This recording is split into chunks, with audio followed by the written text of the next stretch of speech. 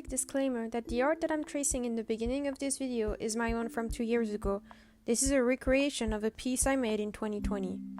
Enjoy the video! Hello! Today I would like to talk about this specific piece and how to improve your art, at least as far as I know, because I'm far from a professional yet. I traced over the original piece just to make sure that it looks exactly the same when it comes to how things are placed, but there are quite a lot of things that I move around if they need moving around, like with the anatomy or the hands or the size of the head, which was massive in the first drawing. In the first drawing I wasn't nearly as confident about my anatomy. The lips are way too small, the nose is kind of weird, the ear is way too small, and the head in general is too big. But I did put a lot of effort in it, and at the time I was really proud of it, and a lot of people liked it, I remember. It was inspired by a picture that one of my friends took, and I was like, alright, let me redraw the picture and make a fan art of him, and there you have it. That's how this darkiplier drawing came to be.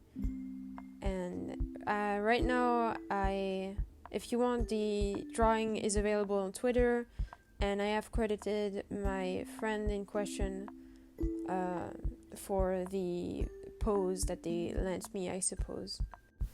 The number one tip that everyone gives about improving is a really frustrating one, but it is true. It is just to draw. Like, just in general, even if it's just for fun, especially if it's for fun, art should be fun.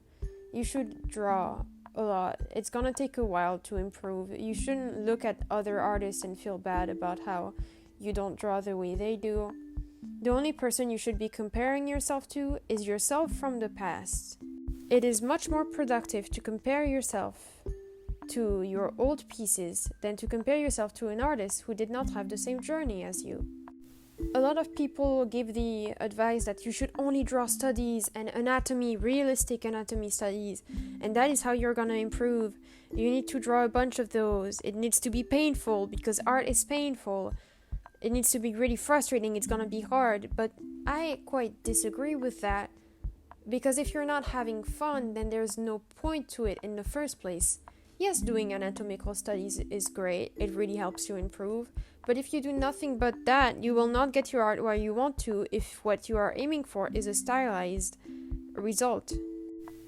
Mostly for art, my opinion on it is as long as you're having fun, that's what matters. It might be a bit cheesy, but I don't see the point of persevering in art if you don't find it fun in the first place.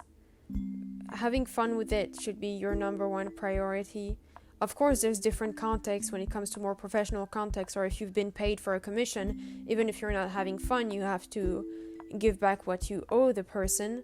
But when it comes to your personal art, or just if it's just as a hobby, I think having fun should be very important, at least more important than people give it credit for.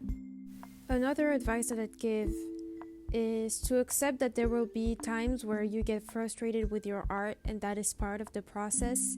There will be time where you feel like everything that you do is not good enough, but as others have described it, it is mostly a consequence of you improving your taste in art, as in you've looked at more artists, you're now more aware of like how art should look, or at least the art you want to produce. Your knowledge on anatomy or other basis is improving, but you haven't quite managed to apply it to your art, and it takes a while. This is normal. There will be periods where your taste is much higher than what you produce, but it just comes and goes, and you need to accept that this is part of the process. And accepting that it is just a part of it and that it's normal is honestly really important, I believe.